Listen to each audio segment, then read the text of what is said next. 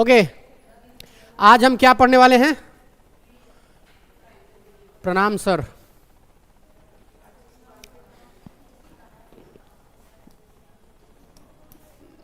क्या था टॉपिक, मुझे याद दिलाइए। लाइट।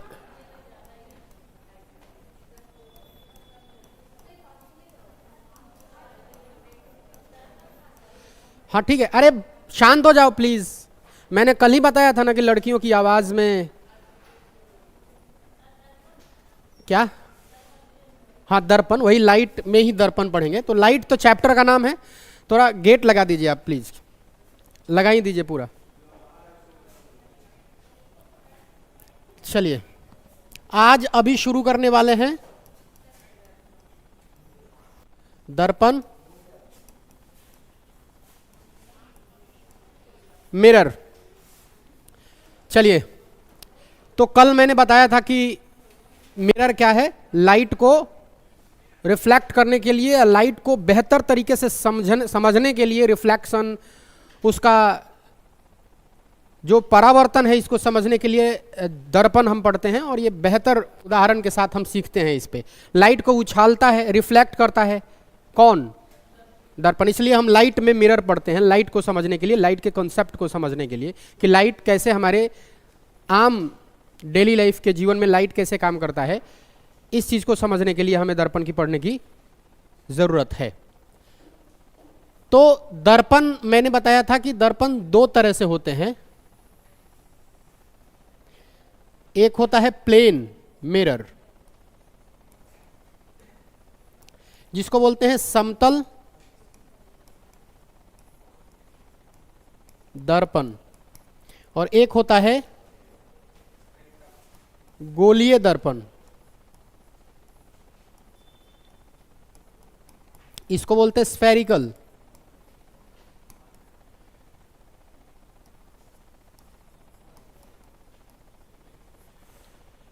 ये दो मिरर होते हैं और हमें आज पढ़ना है प्लेन मिरर, और फिर हम पढ़ेंगे गोलीय दर्पण। तो प्लेन मिरर के बारे में पढ़ते हैं। चलिए, प्लेन मिरर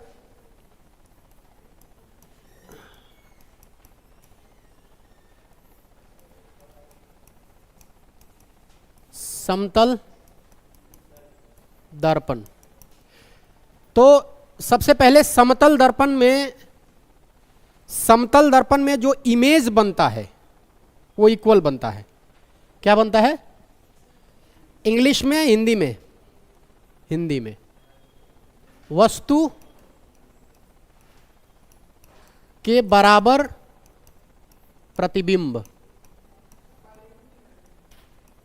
क्या? हाँ ठीक है, बाइलिंगुअल करेंगे। वस्तु के बराबर प्रतिबिंब, इमेज फॉर्म्ड। अच्छा, इन प्लेन मिरर, ये वैसे गौन है इसमें कि बार बार लिखना पड़ेगा इन प्लेन मिरर, इन प्लेन मिरर, ऐसे तो ठीक नहीं लगेगा। आप बस जैसे मैं बोलूं कि वस्तु के बराबर प्रतिबिंब बनता है, तो आप समझ लीजिएगा किस में बनता है। तो in a plane mirror, image formed is equal to the size of the object, is equal to the size of the object. सही है, डेट बढ़ गया इसलिए कुछ लोग ज्यादा, मतलब आज ठीक ठाक मतलब है संख्या। अरे शुक्रिया, आप बहुत शुक्रिया। आप हैं, अगर ठीक से आप पढ़िएगा तो साइंस का अच्छा खासा वेटेज हो सकता है, 10-12 होता है उसमें 3-4। अच्छा, बहुत सारे विद्यार्थियों के मन में ये होता है कि 3 क्वेश्चन करके क्या करेंगे, 4 क्वेश्चन करके क्या करेंगे। तो एक बात सुन लीजिए कान खोल के एकदम, और गांठ बांध लीजिए कि परीक्षा में, पूरे परीक्षा में एक एक क्वेश्चन, किसी को नहीं पता है कि कौन सा क्वेश्चन किसको आ रहा है, लेकिन इत्तेफाक से, इत्तेफाक ही होता है, इत्तेफाक से मान लीजिए कि जो पढ़ के जा रहे हैं इस विषय में, और वो तीनों के तीनों क्वेश्चन आ गए। जरूरी थोड़ी है कि जिसमें ज्यादा से ज्यादा, जैसे मान लीजिए बायोलॉजी में तो 5 क्वेश्चन आ जाएंगे, बहुत हो 6 क्वेश्चन आ जाएंगे, मान लीजिए कि श्योर टफ पूछ दिया तो संभावना तो ये भी बन सकता है ना। और फिजिक्स में आसान पूछ दिया तो, या टफ पूछा और इस बात को आप समझ रहे हैं, पढ़ लिया, आप वहां जाके कर दीजिएगा। तो किसी विद्यार्थी को ऐसा नहीं सोचना चाहिए कि 1 नंबर 2 नंबर। जो पूरी तैयारी के साथ रणभूमि में युद्ध करने उतरता है वो एक एक तीर को अपने तोनेर में रख के जाता है। किसी को नहीं मालूम कि एग्जाम में कौन सा पेपर और कौन सा क्वेश्चन किस तरह से आने वाला है। तो तैयार होके जाइए। और श्री कृष्ण कहते भी हैं, या ऐसे विद्वान ये भी कहते हैं कि जब युद्ध लड़ा जाता है तो रणभूमि में युद्ध नहीं लड़ा जाता, रणभूमि से पहले युद्ध जीत लिया जाता है। रणभूमि में तो आप बस अपीयर होते हैं। पूरी तरह से तैयारी आपको यहीं कर लेना है, वहां जाके तो आपको खेलना है सिर्फ। ठीक है। तो image formed is equal to the size of the object, ऐसे लिख सकते हैं। फिर दूसरा पॉइंट आपको लिखना है, इमेज में मतलब ये एक दर्पण है, शीशा है। आप शीशा के सामने जाके खड़े होइएगा तो आपका जो प्रतिबिंब बनाएगा वो ऐसा ही बनाएगा। क्या? वस्तु के बराबर। आप जितना बराबर होंगे उतना वो दिखाएगा। लेकिन अगर आप चाहते हैं कि आपका प्रतिबिंब दर्पण में पूरा दिखाई दे तो दर्पण की लंबाई आपके लंबाई से आधी होनी चाहिए। ठीक है। इससे पहले लिख लीजिए कि इसमें सीधा प्रतिबिंब बनता है। किसका प्रतिबिंब बनेगा जी? वस्तु का। जो भी खड़ा होगा शीशा के सामने सीधा प्रतिबिंब बनता है। किसमें? अंग्रेजी में कैसे लिखेंगे? N erect image. इरेक्ट मतलब होता है सीधा, लंबा, उदग्र। An erect image formed in plane mirror. सीधा इमेज बनता है। दूसरा पॉइंट मतलब तीसरा पॉइंट, अगर इमेज को पूरा देखना है प्लेन मिरर में तो आपको क्या रखना पड़ेगा? To see the full length of an image. अगर आपको पूरा लेंथ देखना पड़ेगा, मतलब देखना है, तो mirror size will have to be the half of the object. Mirror का जो लेंथ होना चाहिए वो आधा होना चाहिए। जैसे पूरा प्रतिबिंब, पूरा प्रतिबिंब यानी कि कंप्लीट फुल लेंथ में इमेज देखने के लिए क्या करना पड़ेगा? दर्पण वस्तु के लंबाई सिर्फ ऐसे लिख दूं, लंबाई के आधे लंबाई की क्या होनी चाहिए? दर्पण होनी चाहिए। इंग्लिश में लिखिए to see the full length of an object.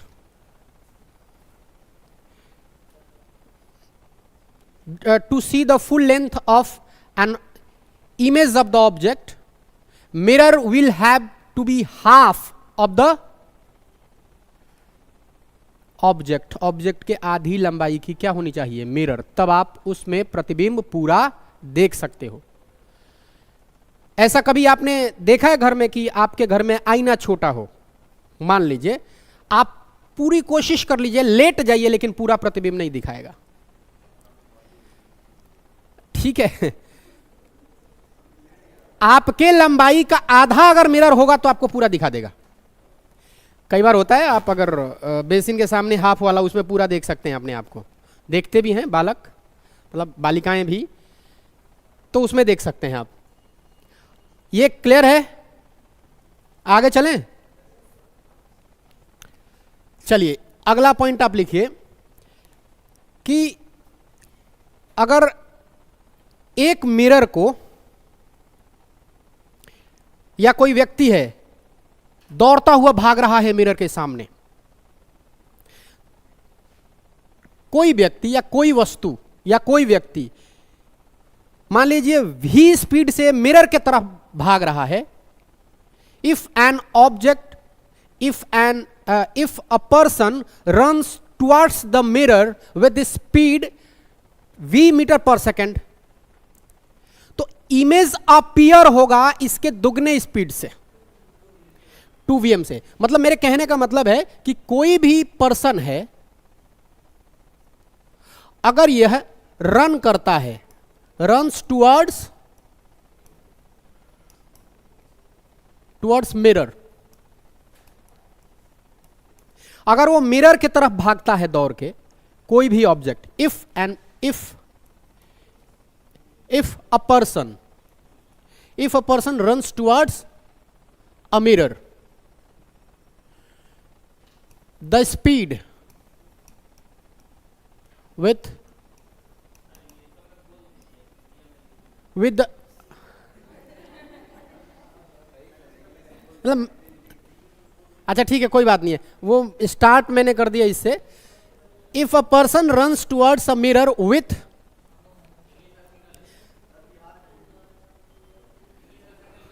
भाई सुन लो, भाषा में भेदभाव मत करो, भाषा को बस समझने का एक माध्यम रखिए, ठीक है।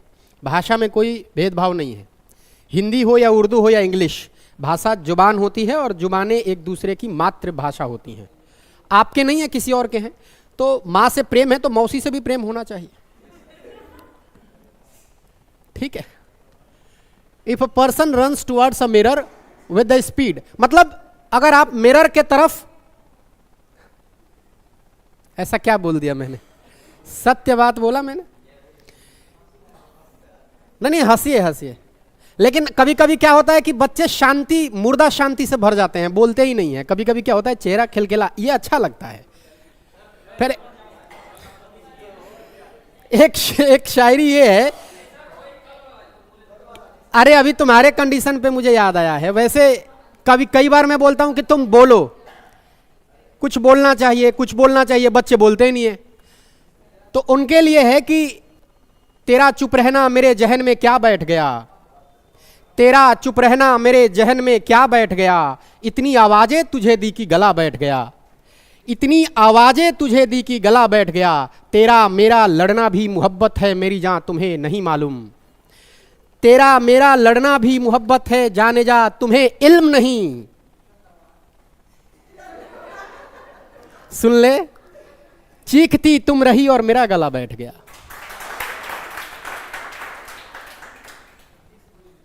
समझ में आया ये कि ऐसे ही?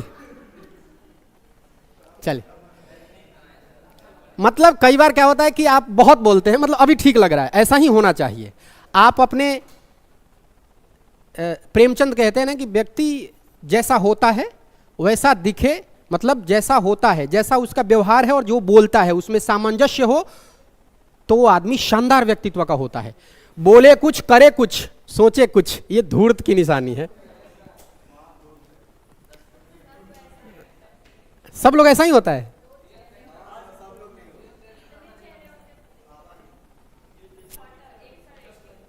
साहिर लुधियानी कहते हैं ना कि एक आदमी के ऊपर होते हैं 10-20 आदमी, हर एक आदमी अपने ऊपर चेहरे लगाए रहते हैं, बट जिसके साथ आप रहते हैं या जो आपके सर्कल आसपास रहते हैं उसमें छुरा लेकर रहने की जरूरत नहीं है, उस पर ईमानदारी से रहिए। 2, 4, 5, 10 लोगों को अच्छे से अपने आसपास रखिए जिससे कि आपको आगे बढ़ने में सहायता मिले। चले बाद में करेंगे इस पर चर्चा। इफ अ पर्सन, कोई भी व्यक्ति अगर मिरर के सामने दौड़ता है v स्पीड से, कितना स्पीड से? v मीटर पर सेकेंड के स्पीड से, तो उसका जो इमेज है, उसका जो प्रतिबिंब है, वो कितने स्पीड से इधर दौड़ते हुए आएगा? 2v metre per second. आप समझ गए होंगे इस बात को, आप लिख लीजिए। कोई भी, आप वैसे लिखिए हिंदी में, कोई वस्तु या कोई व्यक्ति दर्पण के सामने दौड़ते हुए, कोई व्यक्ति, good morning Surabhi, good morning, very good morning to all of you, Arvind, Surabhi, Kavita, Archana, प्रणाम सर, प्रणाम। ठीक है, तो हाँ, बच्चे मैसेज करते हैं ताकि वो बता सके कि मैं सर हम भी क्लास ले रहे हैं। आप सबका बहुत बहुत स्वागत है। ठीक से पढ़िए, कोई दिक्कत है तो मैसेज में कमेंट करिए, हम आपके कमेंट का यथासंभव प्रयास करेंगे कि उत्तर दे दें। सुनिए, क्या हमने सीखा कि समझ गए आप, कोई व्यक्ति अगर दर्पण के सामने दौड़ रहा है 20 मीटर पर सेकंड के स्पीड से, तो उसका इमेज मिरर में कितने स्पीड से भागेगा? कितने? दुगना। अगला पॉइंट, नहीं कंप्लीट कराया। हाँ, दौड़ते हुए 20 मीटर पर सेकंड के स्पीड से, गति से, 20 मीटर प्रति सेकंड के गति से जा रहा है, तो इसका प्रतिबिंब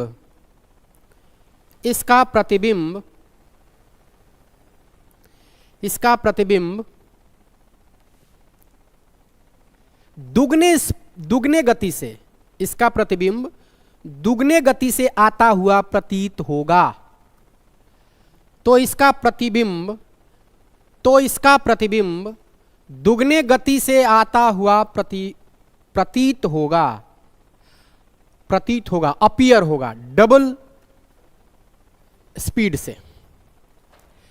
अच्छा, एक और बात, आपने कभी ऐसा देखा है कि आप मिरर के सामने खड़ी हैं और मिरर से जितनी दूरी पे खड़ी हैं ठीक उतनी दूरी पीछे वो खड़ा होगा? कभी ऐसा किया आपने? कभी मिरर में नाक लगा कर इसे सटा के देखा है आपने कि वो भी सटा रहा है नाक? ऐसा हुआ है कभी? हाँ, हाथ लगाइए तो हाथ भी लगाता है, दूर जाइए दूर जाता है। मतलब मेरे कहने का ये होता है कि आपको याद रखना चाहिए कि अगर परीक्षा में आपको कंफ्यूज करने की कोशिश करें कि इस स्टेटमेंट के साथ, जैसे मैंने बोला कि डबल मिरर हो जाता है, एंगल डबल हो जाता है, इस कंसेप्ट के साथ अगर आपको मैं क्यों ये स्टेटमेंट बोल रहा हूं? क्योंकि ऐसे उसने किया है उत्तराखंड पीसीएस में। आपको कंफ्यूज नहीं करना है। जैसे ये हमेशा डबल हो जाता है, जैसे स्पीड अगर 20 मीटर पर सेकंड से है तो मिरर आपका इमेज डबल दिखाएगा, उसी तरह से अगर आप एंगल थीटा पे किसी ऑब्जेक्ट को रख रहे हैं दर्पण के सामने, मैंने बोला थीटा एंगल पे, यानी कि किसी एंगल पे, किसी कोण पर रखते हैं किसी ऑब्जेक्ट को दर्पण के सामने, तो दर्पण इमेज बनाएगा 2 थीटा, डबल कोण कर देगा। इस स्टेटमेंट के बेस पर अगर आपसे पूछे कि तो फिर तो दूरी भी दुगना दिखाएगा, कि आप जहां खड़े हो मिरर उसका इमेज दिखाएगा डबल, ऐसा नहीं होता है। आप जहां खड़े हो इमेज वहीं प्रतीत होगा जितने दूरी पे। जैसे 20 मीटर की दूरी से आप मिरर से खड़े हैं तो आपका इमेज 20 मीटर पीछे दिखाएगा, बस इतना ही अंतर है। तो कंफ्यूज नहीं होना है, दूरी समान दिखाता है। ठीक है, तो लिखिए कि अगर आप दर्पण के सामने x दूरी पर खड़े हैं, आइए सब किस दर्पण की बात कर रहे हैं? समतल दर्पण। अगर आप दर्पण के सामने x दूरी पर खड़े हैं, दर्पण के सामने x दूरी पर खड़े हैं, x दूरी पर खड़े हैं, तो आपका प्रतिबिंब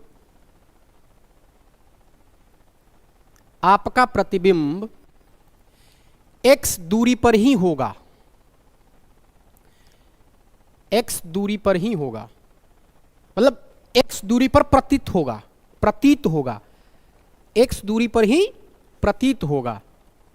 प्रतीत मतलब अपीयर होगा, जितने दूरी पर आप खड़े रहेंगे इमेज उतना ही दूरी पर प्रतीत होगा। क्या ये बात सही है? आप समझ पा रहे हैं? ओके, अब बात कर लेते हैं एंगल वाली बात। ठीक है, जैसे अगर सैलून में सब जाते हैं, सैलून में इक्वल मिरर का एक कंसेप्ट चलता है। जैसे बहुत सारे मिरर इक्वल होते हैं, जैसे इसके सामने एकदम ठीक एंगल पे बैठाता है, तो उसमें आपका इमेज दिखता है। आप ऐसा नहीं होता है कि आप अनंत दिख रहे हो। ध्यान से सुनिएगा, जब भी दो मिरर पैरेलल कंडीशन में एग्जैक्ट पैरेलल हो तो आपका इमेज अनंत बनेगा, इनफाइनाइट बनेगा। कितना बनेगा? इनफाइनाइट बनेगा। और मजे की बात है कि इस पूरे इनफाइनाइट में जो दूसरा इमेज बनेगा वही साफ प्रतिबिंब होगा, स्पष्ट प्रतिबिंब होगा, पहला नहीं दूसरा। अब जाके एक्सपेरिमेंट करिएगा किसी ऐसे सैलून में जो ढंग का सैलून हो, उसमें जाइएगा, बैठिएगा, जो बिल्कुल अपने मीटर और पैरामीटर को लेकर वो इमेज मतलब मिरर सेट करते हैं। आप पार्लर में जाते ही होंगे, मतलब ऐसा उम्मीद कर रहा हूं मैं तो उसमें भी आप देखिएगा कि आपका इमेज कई तरह से बनेगा, राइट? कई इमेज बनते हैं। जब पैरेलल इमेज हो, दर्पण कैसा हो? पैरेलल हो। समानांतर दर्पणों के बीच में प्रतिबिंब अनंत बनते हैं। कितने बनते हैं? अनंत बनते हैं, इनफाइनाइट प्रतिबिंब बनते हैं। लेकिन इसमें दूसरा जो प्रतिबिंब बनता है वो स्पष्ट होता है, वो प्रतिबिंब स्पष्ट होता है। इस लाइन को लिख लीजिए। दो दर्पण को समानांतर रखने पर, दो दर्पण को समानांतर रखने पर इनसे बने प्रतिबिंबों की संख्या अनंत होती है। इनसे बने प्रतिबिंबों की संख्या अनंत होती है। क्या है? अनंत होती है। इसमें बने दूसरा प्रतिबिंब स्पष्ट दिखता है। ये पॉइंट की पॉइंट, अगर ऐसा स्टेटमेंट में आ गया तो अनंत, इसका जो दूसरा प्रतिबिंब बनता है ना वो ठीक दिखता है आपको, पहला भी नहीं दिखेगा। बहुत सारे। अब जाइएगा जब मिरर में तो एक्सपेरिमेंट करके देखिएगा। ठीक, लिख लिया आपने? हाँ, दूसरा स्पष्ट दिखेगा। नहीं, आप अपने आगे ही देखिए, तो आप अपने आगे का दूसरा इमेज देखिएगा, आप देखबे करिएगा वही। बाकी बहुत सारी, लेकिन ध्यान रखिए इसके लिए शर्त है कि बहुत सारे इमेज पीछे भी हो और यहां चेयर पे बैठे हैं तो आपका इमेज बहुत सारा बनेगा। हाँ, इसमें आपका जो दूसरा प्रतिबिंब बनेगा वो स्पष्ट दिखाई देगा।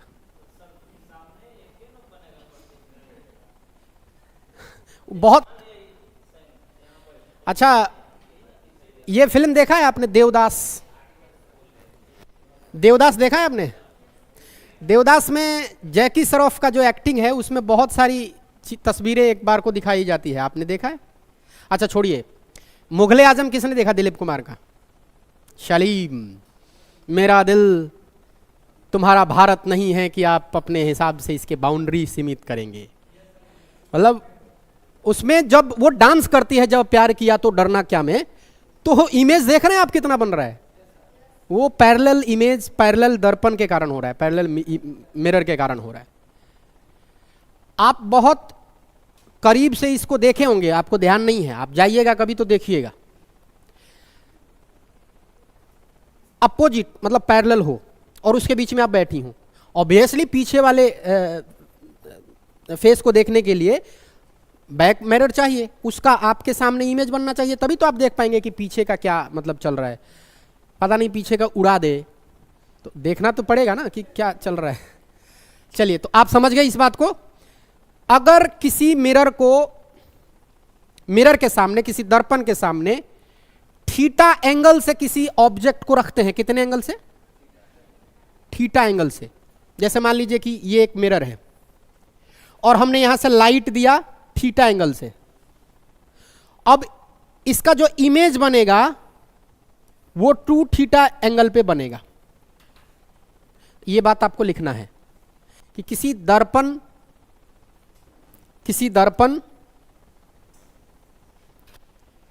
बस 2 लाइन और लिखना है और हम आगे वाले टॉपिक पे, समझने वाले टॉपिक पे आ जाएंगे। किसी दर्पण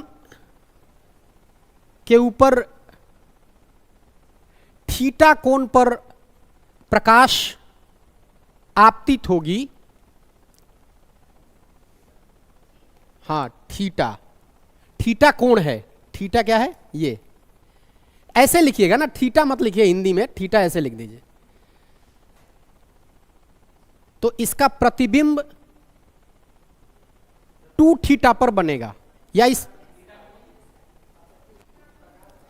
जब आपतित हो रही है तो परावर्तित ये कितने थीटा में होगी? 2 थीटा पर। किसी दर्पण पर कोई प्रकाश आ रही है, आपतित हो रही है, इंसिडेंट हो रही है थीटा कोण से, तो परावर्तित होने के बाद जो इससे प्रतिबिंब बनेगा वो 2 थीटा पर बनेगा। परावर्तित होने के बाद इससे जो प्रतिबिंब बनेगा वो 2 थीटा पर दुगने कोण से बनेगा, दुगने कोण से बनेगा। जैसे रिफ्लेक्शन, अभी थोड़ी देर में आप पढ़ेंगे यही रिफ्लेक्शन, दर्पण में बना के समझाऊंगा तो मैं बताऊंगा। चलिए इतनी बात लिख लिया आपने, ठीक है।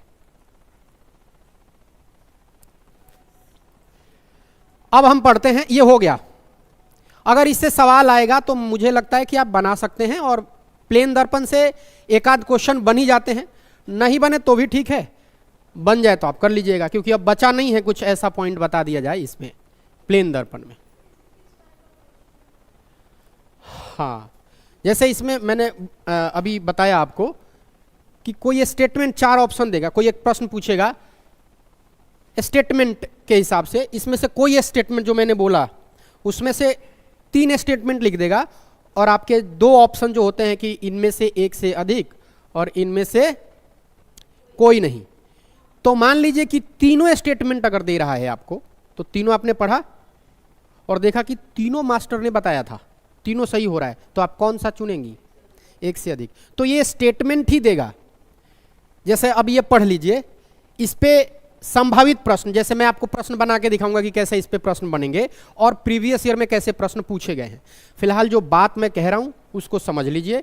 जैसे ही ये टॉपिक खत्म होगा तो आपको आसान करने के लिए कि आपके दिमाग में चले कि इस पे प्रश्न कैसे बनेंगे, इसके लिए मैं 20-25 प्रश्न ले आऊंगा सिर्फ इसी टॉपिक से, रिफ्लेक्शन, परावर्तन, इसी से, ताकि आपको अनुमान लग जाए समतल दर्पण से भी, अवतल दर्पण से भी, उत्तल दर्पण से भी, ताकि आपको अनुमान लग जाए कि किस तरह के प्रश्न पूछेंगे हम जो पढ़ रहे हैं और उसका इंप्लीमेंट प्रश्न में कैसे करेंगे। आप यही चाह रहे होंगे और यही मैं करता हूं। जैसे ये टॉपिक खत्म हो जाएगा तो जैसे हमारी परंपरा रही है कि हम क्वेश्चन देखते हैं बार बार, जैसे एक टॉपिक खत्म हो जाता है तो हम क्वेश्चन देखते हैं उसी टॉपिक से आधारित, तो इसमें हम वही करेंगे। जैसे ये हम दर्पण आपको पढ़ा देंगे, अभी 2 और दर्पण पढ़ाएंगे, फिर हम उस दर्पण से और परावर्तन के, प्रकाश के परावर्तन के नियम से आपको 20-25 क्वेश्चन ले आएंगे। आप देख लीजिएगा और फिर आपको लगेगा कि अच्छा ऐसा क्वेश्चन आता है, ठीक है। हम इसमें टफ से टफ, ईजी से ईजी सब तरह के प्रश्न लाएंगे इस 20 में से। अब कोई दिक्कत है? अभी आगे बढ़े। हाँ, ये चीज छूट गया इसमें, काल्पनिक एवं वास्तविक दोनों प्रतिबिंब बनता है।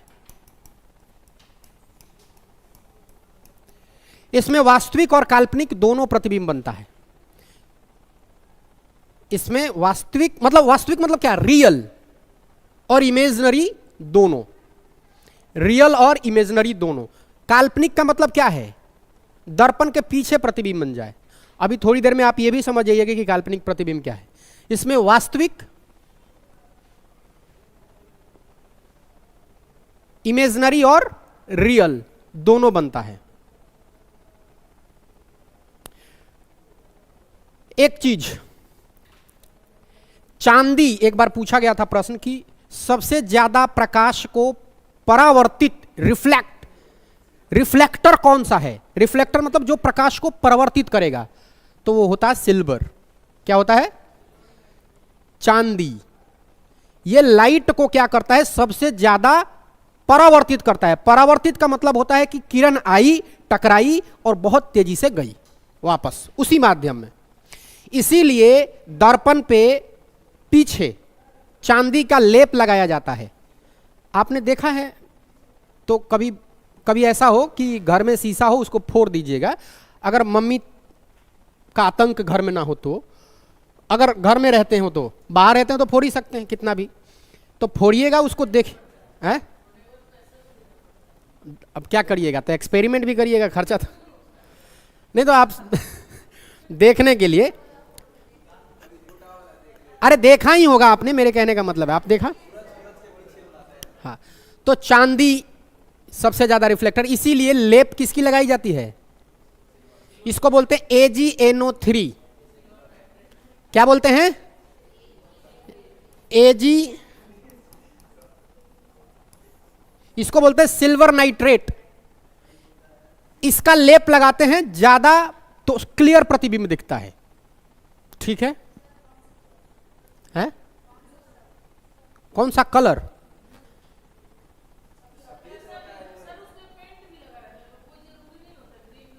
क्या? अरे वो किसी भी अरे सिल्वर कोटेड रहता है, कलर कोई सा भी हो, जैसे ज्यादातर सिल्वर के कलर का होगा, या आपको ग्रे कलर का भी मिल जाएगा, मिलता है किसी भी कलर का, उसमें होना चाहिए क्या? क्योंकि ये रिफ्लेक्टर है ना, आपका प्रतिबिंब कैसे बनेगा? जब आप किसी चीज को रिफ्लेक्ट करेंगे तो शीशा के पीछे जो लेप लगा होता है वो चांदी का लगा रहता है, सिल्वर का, तो सिल्वर कोटेड होता है AgNO3, इसी का कोट लगा रहता है उसमें। Silver nitrate. आगे बढ़े, अभी हम पढ़े अब स्फेरिकल। तैयार हैं आप लोग? अब आ जाइए स्फेरिकल के लिए। ये दर्पण है, स्फेरिकल मिरर। ये कितने होते हैं? 2। इसी को समझना है, इसे बहुत सारे प्रश्न बने हैं और बनते रहे हैं।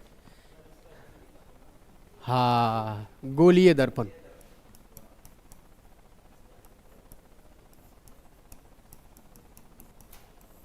गोलीय दर्पण 2 तरह के, एक होता है अवतल और एक होता है उत्तल। अवतल दर्पण को बोलते हैं कॉनकेव मिरर, और इसको बोलते हैं कॉन्वेक्स मिरर। कॉनकेव और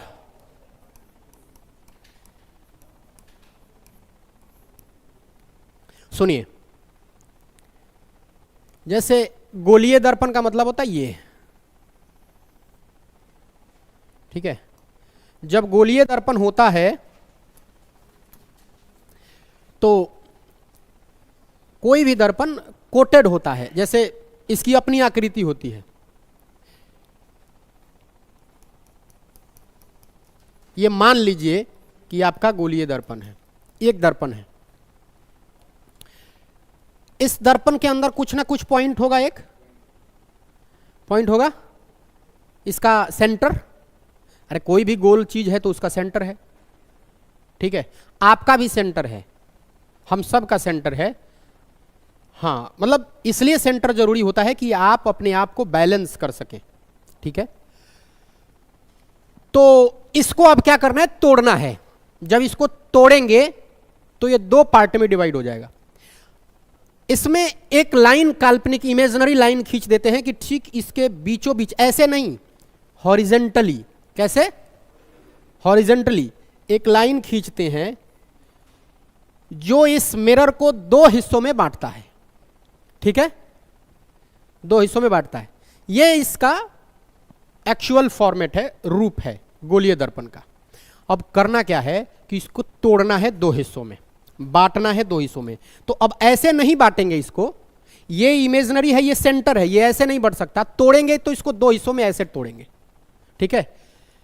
क्योंकि देखना है, आपको देखना भी तो है कि ये वाला पोर्शन रिफ्लेक्टर है, इधर लगा दिया मैंने पहले से ही। तो जब इसको ब्रेक करेंगे तो हम 2 हिस्सों में जैसे ऐसे बांट देंगे कि मान लीजिए कि इसको हमने 2 हिस्सों में बांट दिया, तो ये कैसे बनेगा? अब ये बनेगा ऐसे, एक, और दूसरा बनेगा ऐसे ही तो होता। एक को मैंने कहा था कि भाई इसके बाहर क्या है, ठीक है? और एक के, और आपने ये भी देखा कि इसके बीच में एक लाइन भी खींचा था, मैंने खींचा था। ये वही लाइन है जो इमेजिनरी मैंने ड्रॉ किया था। ये लाइन यहां भी आएगा क्योंकि उसी का पार्ट है। ये जो लाइन है आप देखिएगा, कुछ यूं था, यही लाइन जा रहा है, तो इसके लिए भी एक सेंटर यहां होगा, इसके लिए भी एक सेंटर यहां होगा, होगा कि नहीं? उसी तरह से इसके लिए एक सेंटर मिलेगा यहां पे। मान लीजिए कि ये सी है,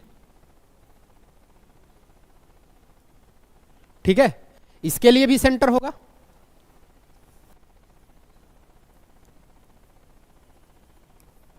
ठीक है, हमने पलट दिए हैं, आप अगर इमेजिन करेंगे तो।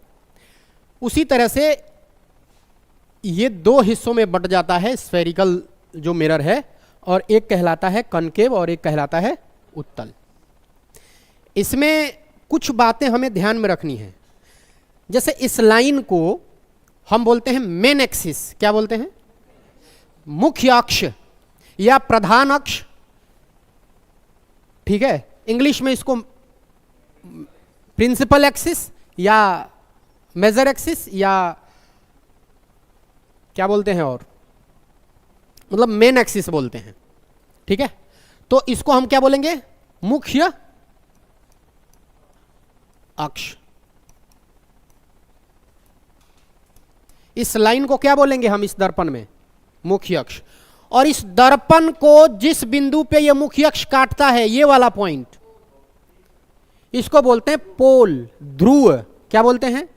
ध्रुव। क्यों? जहां से ये लाइन गुजर रही है उसको ध्रुव बोलते हैं, ठीक है। जैसे अर्थ का भी एक ध्रुव है ऊपर, उसी तरह से इसका एक ध्रुव है, इसको बोलते हैं पोल। सूचित करते हैं पी से, बोलते हैं पोल, हिंदी में बोलते हैं ध्रुव। पहले इसको समझ लीजिए, फिर हम इसके साथ खेलेंगे। परीक्षा में पूछता है, मतलब कैसे प्रश्न पूछते हैं, तो कई बार क्या होता है कि इसके सामने कहां कहां वस्तु रखोगे तो कहां कहां इमेज बनेगा। बोलेगा कि तुमने वस्तु यहां रखा तो इमेज कहां बनेगा। बोलेगा कि मान लीजिए कि इस पे हम इसके बीच में हमने इमेज रखा तो कहां बनेगा। तो ऐसे करके प्रश्न पूछता है। पहले हम इसको समझ जाएं, टर्म को समझ जाएं कि दर्पण में कौन कौन से टर्म होते हैं। इसको समझ लेंगे तो हमको आसानी होगी। तो चलिए, इस लाइन को क्या बोलते हैं जी? क्या बोलते हैं?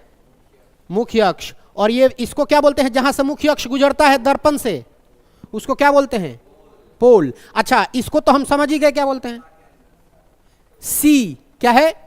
सेक, सी कैन, क्या बोलते हैं? सेंटर, या उसको केंद्र बोलते हैं, ठीक है।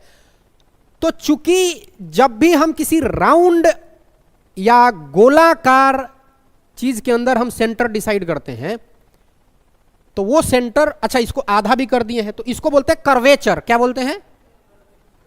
कर्व है, ये टेढ़ा मेढ़ा लाइन है ना, सीधा लाइन तो है नहीं। तो इसके लिए जो मेन सेंटर दिया जाता है, इसको बोला जाता है हिंदी में सेंटर ऑफ कर्वेचर बोलिए, या हिंदी में बोलिए वक्रता केंद्र। क्या बोलेंगे इसको? वक्रता, क्योंकि ये लाइन सीधी नहीं है, वक्र है। वक्र का मतलब हिंदी में होता है टेढ़ा। तो टेढ़े लाइन के बीच को हम बता रहे हैं, तो इसको बोलेंगे वक्रता केंद्र। क्या बोलेंगे? फिर से सुनिए, क्योंकि ये लाइन टेढ़ा है तो इसके बीच में हमको केंद्र दिखाना है, तो हम उसको क्या बोलेंगे? वक्रता केंद्र। तो इस बिंदु को क्या बोलते हैं भाई? वक्रता केंद्र, या इसको इंग्लिश में बोलते हैं centre of curvature. Centre of curvature. इस सी को कोई दिक्कत? अच्छा, इस पोल और सी के ठीक बीच में फोकस होता है। मतलब आप मिरर देखिएगा तो मिरर में ऐसा ही सीन होता है। इसका जो पोल होता है और जो सेंटर होता है बीच का हिस्सा, उसके ठीक बीचों बीच, न ज्यादा न कम, ठीक बीचों बीच, जिसके जरिए आप किसी चीज को देख पाएंगे, फोकस बिंदु, जिसको प्रकाश बिंदु भी बोलते हैं, जहां से प्रकाश गुजर के इमेज को फॉर्म करता है, इमेज बनाता है।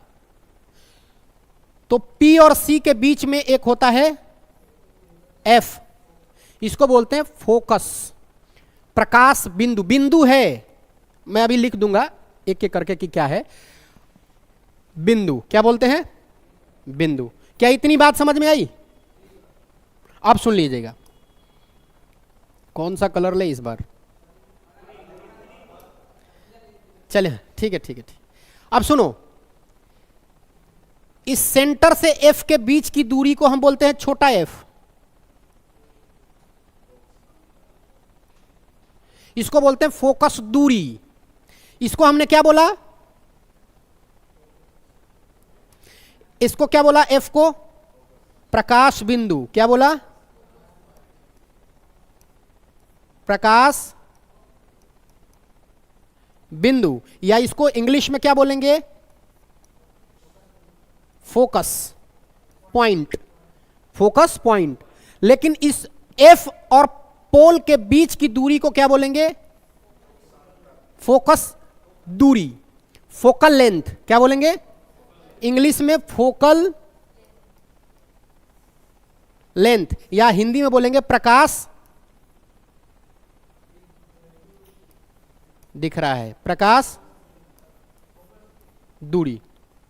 ठीक है, प्रकाश दूरी या फोकस दूरी, क्या बोलेंगे? फोकस दूरी। समझ में आ रही है बातें? आपको आ रही है? हंस रही हैं आप, समझ में आ रही है ना बातें? लोल होते हैं बच्चे, पूछा उनसे जाएगा नहीं लेकिन वो बोलते हैं। अच्छा, उनको इसमें भी खुशी मिलती है, अच्छा मास्टर ने मैं लोल बोल दिया। चलिए कोई बात नहीं है, लेकिन समझ में आ रही है। चलिए, इसको फोकल लेंथ बोलते हैं, इसको फोकस। देखिए, मुझे नहीं पता कि आपने 10th में कितना पढ़ा है। मैं उस विद्यार्थी को मान के चलता हूं जो बिल्कुल ही नहीं पढ़ा साइंस, तो मुझे तो सिखाना है। बहुत सारे विद्यार्थी होंगे जो ये बात जानते होंगे, जानना भी चाहिए क्योंकि 10th में इसका अच्छा खासा वेटेज होता है। लेकिन फिर भी कॉम्पिटेटिव पॉइंट ऑफ व्यू से मुझे इस बात को बताना है, और यह भी बताना है कि आप परीक्षा में कैसे डील करेंगे। एफ, क्या इतनी बात समझ गए आप? ठीक है। आपको नींद आ रही है? नहीं? चलिए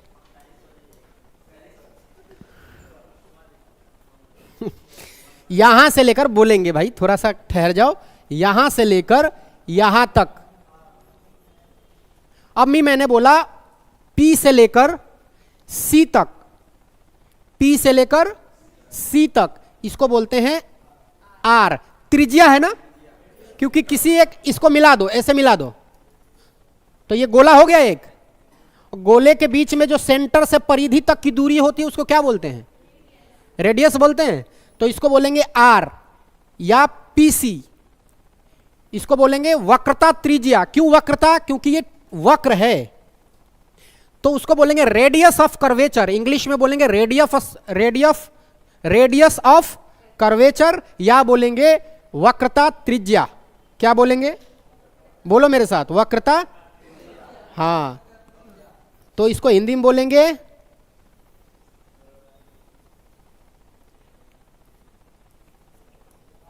वक्रता। क्या ये बात समझ में आई सबको? क्या मुझे सभी चीज को अलग अलग डायग्राम से बताने की जरूरत है, या समझ गए आप लोग? जैसे एक में मैं प्रकाश फोकस बताता, एक में C बताता, एक में R बताता, तब ठीक है, या अभी समझ गए? समझ गए ना सभी? मतलब कोई और ज्यादा मशक्कत करने की जरूरत नहीं है। ठीक है, मेरी तन्हाई जानेंगे तो हैरत ही करेंगे लोग। मेरी तन्हाई जानेंगे तो हैरत ही करेंगे लोग, मोहब्बत करेंगे या मोहब्बत छोड़ देंगे लोग। ये यही बजा रहे हैं महिलाएं, अब बजाएंगी। देखो, सबके लिए था ना, लेकिन दिमाग कम है इनको। ये कह रहे तो सबके लिए था, आपको समझ में नहीं आया। खैर कोई बात नहीं। चलिए, मैं अब थोड़ा सा फ्रेश एक चैप्टर में, हाँ नहीं लिखे थे, ये तो अपराध हो गया। लिखिए, इसको लिख लीजिए, फिर मैं फ्रेश एक पॉइंट पे इसको मिटा दूं क्या? उत्तल अभी पढ़ेंगे तो देख लेंगे। क्या ये लिख लिया आपने? बिल्कुल सेम होगा, इसको हम बताना नहीं है, सेम होगा। मैंने इसी को थोड़ा सा, इसमें इमेज बनेगा, हम जब ये पढ़ेंगे तो बताएंगे। अभी हम क्या पढ़ रहे हैं? अवतल दर्पण। क्या पढ़ रहे हैं? अवतल दर्पण। मैं इसको मिटाता हूं और मिटाने के बाद इसी पॉइंट को जो यहां हमने आपको लिखा है उसको लिख देता हूं। जैसे हमने कहा सबसे पहले P, तो P को क्या बोलते हैं? पोल। अरे बातें नहीं, पोल और बोलेंगे इसको ध्रुव। ये जो लाइन है उसको क्या बोलते हैं? हाँ, मुख्य एक्सिस, मुख्य अक्ष। फिर हमने कहा P से लेकर F तक, इसको बोलते हैं फोकल लेंथ। ठीक है, फोकस दूरी, इसको बोलते हैं फोकस दूरी।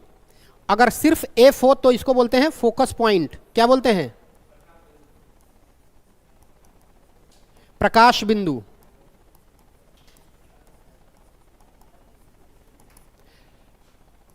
फिर क्या है? R, इसको बोलते हैं रेडियस ऑफ कर्वेचर या बोलते हैं वक्रता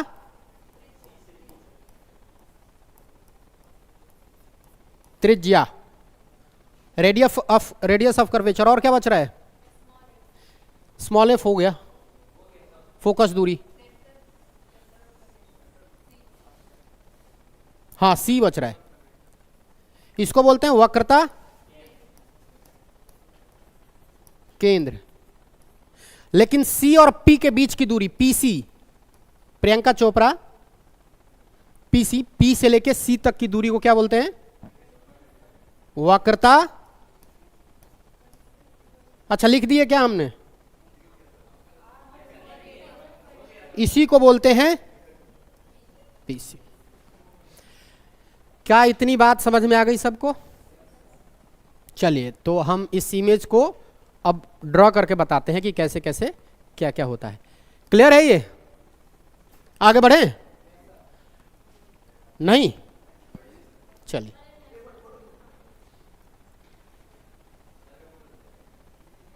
कैमरा खराब हो जाएगा तुम्हारा। चलिए,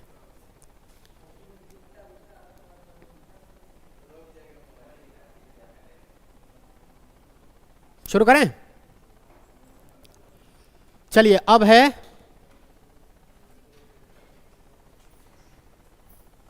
इसी को थोड़ा सा समझते हैं। यहां एक मैं ड्रॉ कर देता हूं।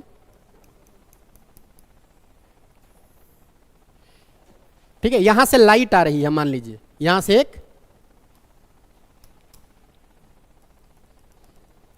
लाइट आई, नामकरण कर देते हैं। इसको क्या बोलेंगे? P, इसको क्या बोलेंगे? C, इसके बीचों बीच एक क्या है? F। अब आइए, ये यहां से जब भी रिफ्लेक्ट होगा, ये लाइट आ रही है, यहां से लाइट आई किसी सोर्स से, मुझे नहीं पता, कोई एक सोर्स है, यहां से लाइट आ रही है। ठीक है, अनंत मान लीजिए, और यहां आके दर्पण पे टकराई। तो दर्पण पे टकराई तो दर्पण का एक काम है, कनकेव में यानी कि अवतल दर्पण में हमेशा बाहर के तरफ कोटेड रहता है, बाहर के तरफ लेप लगाई गई होती है। तो यहां से ये रिफ्लेक्ट होगा और कहां जाएगा? एफ के जरिए जाएगा। कभी भी कोई भी लाइट, अरे अजीब हाल है, मतलब ये फिजिकल अरेंजमेंट है, कोई कुछ भी नहीं कर सकता इसमें, सबके साथ है, हंसना नहीं चाहिए। ये लाइट है, तो जब भी मिरर से टकराएगी तो एफ से ही होके जाएगी।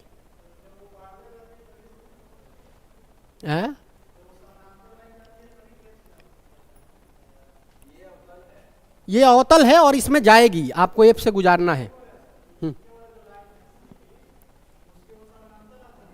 हाँ, ये हाँ लाइन ये समानांतर आ रही है, इसके पैरेलल में आ रही है, और लाइट जो रे है, लाइट है, वो हमेशा सीधी रेखा में गमन करती है। ये किसने बताया था?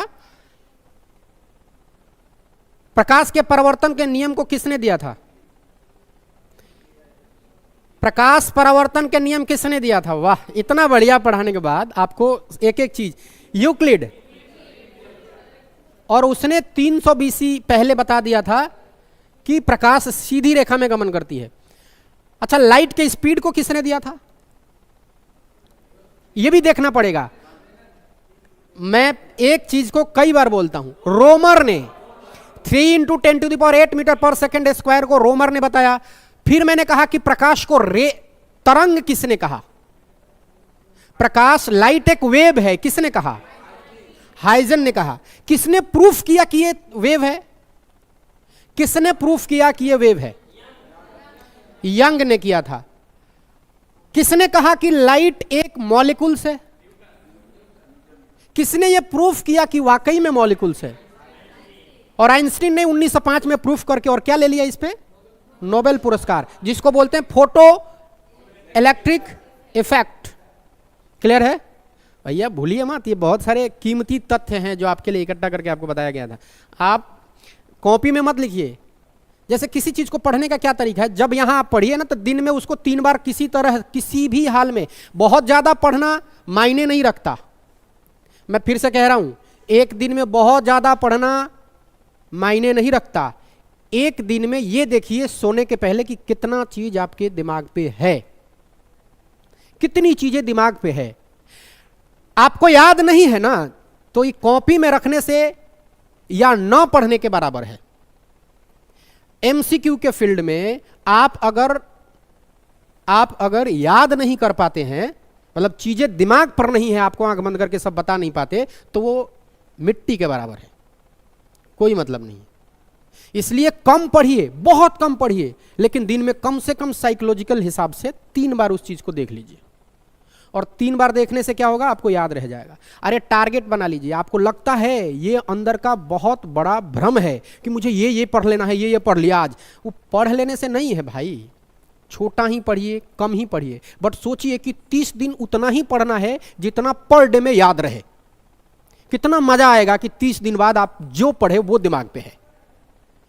30 दिन में बहुत कुछ पढ़ते हैं, लेकिन इसमें से 10 to 15% दिमाग एक्वायर नहीं कर पाता है, याद नहीं रख पाते, तो फिर तो दिक्कत है। पढ़ने का तरीका है कि कोई भी चीज एक बार पढ़िए, उसको रात में सोने से पहले जरूर पढ़ लीजिए। जैसे आपने सुबह शुरू किया पढ़ना, 7 बजे से 12 बजे तक कुछ चीज पढ़ रहे हैं, 4 घंटा पढ़ लिया, बहुत है, अब मत पढ़िए, भले ही कुछ मत पढ़िए, ज्यादा दिमाग को लोड मत दीजिए, बट ध्यान रखिए कि रोज पढ़ेंगे 4 घंटा, और इस 4 घंटे के पढ़े हुए चीज को 2-2, 3-3 टर्म में रात में सोने से पहले तक याद कर जाएंगे, दिमाग पे रख लेंगे। कोई मुझसे पूछे तो मैं तोते की तरह बता दूंगा कि ये होता है, चलो, तब परीक्षा में डायलेमा क्रिएट नहीं होगा। चीजें याद भी तो रहनी चाहिए ना आपको। कुछ पढ़ लिया आप, ध्यान नहीं है। हाँ, समझना भी जरूरी है, जैसे साइंस के जैसे सब्जेक्ट में समझना जरूरी है, मैथमेटिक्स है तो उसमें समझना जरूरी है, बट चीजें जहां ध्यान रखनी है वहां तो करना पड़ेगा। आप विद्यार्थी नए नहीं है कि आप बहुत पढ़ते हैं भूल जाते हैं। क्यों ऐसा होता है आपने कभी नहीं सोचा? खाली पूछते हैं कि सर बहुत पढ़ते हैं भूल जाते हैं, बहुत पढ़ते हैं भूल। कोई टॉनिक दे देगा? ज्यादा मत पढ़िए, कम पढ़िए, मल्टीपल रिवीजन कीजिए। ऐसा सब करते हैं, सब इसी तरह से याद होगा, ठीक है? ज्यादा पढ़ के ज्यादा से नहीं होगा। मैं फिर से कह रहा हूं, मेरी बात सुन लीजिए, ये एक्सपेरिमेंटेड है। मैं एक विद्यार्थी हूं और इस नाते मैं आपको बता रहा हूं कि कोई भी चीज को याद रखने का सबसे सही तरीका, कम पढ़िए, बार बार पढ़िए, और कम से कम एक दिन में जो पढ़िए 3 बार पढ़ दीजिए। किसी भी बहाने खा रहे हैं ना, एक बार पलट लिया, देख लिया। घर में फैन किस कलर का है आपके? याद किया है कभी आपने? लाइट कटी हुई घर में, मान लीजिए लाइट कटी हुई है घर में, फिर भी आप अंधेरे में चप्पल खोज लेते हैं ना, कहां रखा है आपने? गेट भी खोल लेते हैं ना घर में, आंख नहीं रहती है फिर भी। क्यों ऐसा होता है आपको मालूम है? आपको अनकॉन्शियस माइंड में यह प्रवेश कर चुका है, पढ़ाई को उसी माइंड में कन्वर्ट करना है। आपके जहन में पढ़ाई ना ढूक जाए, घुस जाए अंदर तक, तब तक समझ लीजिए कि मजा नहीं है। और ये कैसे होगा? ये तब होगा जब एक चीज को याद करने के पॉइंट ऑफ व्यू से नहीं करिएगा, रोज देखना है आपको। एक ही चीज को देखने से जहन में बैठ जाती है। जैसे जहां बैठते हैं वहां कुछ चीजें लिख लीजिए, वो हमेशा, वो आप याद भी नहीं करिएगा, वो याद हो जाएगा। तो कम से कम किसी चीज को एक दिन में 3 बार पढ़िए और टारगेट बना लीजिए कि इतना ही पढ़ना है मुझे एक दिन में और इससे ज्यादा नहीं। तो लोड भी नहीं होगा पढ़ने का, तनाव भी नहीं होगा, लेकिन ध्यान रखिएगा टारगेट पूरा होना चाहिए। अगर नहीं हुआ तो सोचिए कि क्यों नहीं हुआ। अगर नहीं कर पा रहे तो भैया अनप्लैन्ड पढ़ाई से कोई मतलब नहीं है, यही सत्य है, इसे स्वीकार कर लीजिए। अगर आप अनप्लैन्ड पढ़ाई कर रहे हैं तो कोई मतलब नहीं। सब कुछ का प्लान होना चाहिए, A to Z। आप सुबह उठें, पूरे दिन में क्या करना है। आप विद्यार्थी हैं ना भाई, घर से दूर हॉस्टल में आए हैं, क्या करने आए हैं? इसलिए कि बस आज पढ़ना है, कुछ भी नहीं, प्लानिंग के तहत। पूरा महाभारत 18 अध्याय बता दिया श्री कृष्ण ने, प्लान बताया है वो, ऐसे थोड़ी बताया कि कुछ भी रैंडम बता रहे हैं। चारों वेदों के निचोड़ बता दिया उन्होंने 18 अध्याय में। मूर्ख तो नहीं थे कृष्ण। जो भी कहानियां लिखी गई है, जो भी बातें बताई गई है, ये चीजें एक सद्गुण को निकालने के लिए है। तो आप इस बात को समझ लीजिए कि भाई कोई भी चीज, मैं बार बार रिपीट कर रहा हूं, बार बार पढ़िए तभी याद होगा। कम पढ़िए, रिपीटेड पढ़िए, रिपीट होगा, दिमाग पे रहेगा, फिर आपका कॉन्फिडेंस लेवल हाई होगा। वरना मॉरल इतना डिमोलाइज हो जाते हैं आप, जैसे होता क्या कि याद ही नहीं है सर, 1 महीना से पढ़ रहे हैं, ये पढ़ गए और याद नहीं हो रहा है। भाई ये सामान्य लक्षण है, क्योंकि आपने एक दिन में उसका कोटेशन पूरा नहीं किया, वो जो जितना करना था उतने नहीं किया आपने। तो पूरा आपका लाइफ अभी जब तक सफलता नहीं मिल जाती है, प्लान्ड होना चाहिए, बिल्कुल प्लान्ड। प्लान्ड नहीं है तो आप ऐसे ही तैयारी करिएगा। एक दिन में कितना पढ़ना है ये तय नहीं करिएगा कि एक दिन में कितना पढ़ना है। तो भाई कैसे, आप मुझे खुद ही बता दीजिए ना कि एक दिन में आपका तय नहीं है कि आपको इतना पढ़ना है। तो 1 महीना में आप क्या सोच रहे हैं कि 1 महीना का टारगेट आपको क्या है? कुछ है टारगेट? अगर 1 महीना बाद एग्जाम है तो हमको सारा सिलेबस 1 महीना में कंप्लीट करना है, तो निकालना पड़ेगा ना कि एक दिन में कितना पढ़ पाएंगे, ये जरूरी है। अब आइए इसको हम समझते हैं। सॉरी ज्यादा लेक्चर दे दिया, ये मोटिवेशन सभी ये मोटिवेशन सभी शिक्षक कमोबेश दे ही देते हैं, बट मैं बहुत जेन्युइन बात करता हूं। आपको भाई 3 बार पढ़ना पड़ेगा। कम पढ़िए, मत पढ़िए, 1 पेज पढ़िए।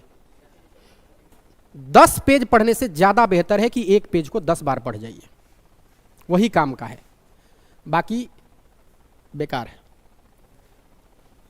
चलिए ये हुआ। अब इसमें हम क्या करेंगे, ये फोकस है, ठीक है। इसको ये क्या करता है, लाइट को सेंटर्ड करता है, बहुत सारे लाइट को क्या करता है, इकट्ठा करके भेजता है। तो इसमें जब हम पढ़ेंगे, अब अलग अलग जगहों पे इमेज का बनना, प्रतिबिंबों का बनना पढ़ेंगे। हमारा जो अगला टॉपिक होगा, बोलेंगे कि दर्पण के सामने हम कोई वस्तु रखते हैं तो उसका कैसे कैसे इमेज बनता है। आप ऐसे झुकेंगे तो कैसे बनेगा, आप बहुत दूर चले जाएंगे तो कैसे क्या इमेज बनेगा, बहुत पास आ जाएंगे तो कैसे इमेज बनेगा। इस तरह से हम क्या करेंगे कि एक बार हम इसके बाहर इमेज रखेंगे, फिर हम इस पे इमेज रखेंगे, फिर इसके इमेज रखेंगे, फिर हम इस पे इमेज रखेंगे, इसके बीच इमेज रखेंगे, और इसके पहले सभी स्थितियों में इमेज रख के देखें, ऑब्जेक्ट रख के देखेंगे। इमेज मैं बोल रहा हूं, ऑब्जेक्ट, वस्तु रख के देखेंगे कि इसका इमेज कहां बन रहा है। हमारे पास इतना कंडीशन है, आप बता सकते हैं कितना कंडीशन है वस्तु रखने का। आप वस्तु रख सकते हैं कहां, सी और यहां अनंत के बीच में रख सकते हैं। फिर वस्तु रखेंगे सी पर, फिर सी और एफ के बीच में रखेंगे, फिर एफ पे रखेंगे, फिर पी और एफ के बीच रखेंगे। इतना जब हम आप वस्तु रख लेंगे तो देखेंगे कि इसका इमेज कहां कहां बन रहा है। तो वो सारे इमेज को, जब 10 मिनट का क्लास है, क्या 10 मिनट पढ़ पाएंगे? सर आ चुके हैं रीजनिंग वाले, ज़्यादा लेट हो जाएगा, तो कोई बात नहीं है। कल हम क्या करेंगे कि आते ही पहले ये कॉन्सेप्ट बता देंगे और फिर हम चलेंगे लेंस में। कहां? सारा खेल लेंस में शुरू होगा जब आप पढ़ेंगे रिफ्रैक्शन, अपवर्तन, बहुत सारी चीजें पढ़नी है लाइट में। इतना पर्याप्त है आज के लिए। अब हम आगे बहुत जल्दी चलेंगे, लेंस में प्रवेश करेंगे। सर आ चुके हैं, तो कल मिलते हैं हम, ठीक है। बहुत बहुत धन्यवाद।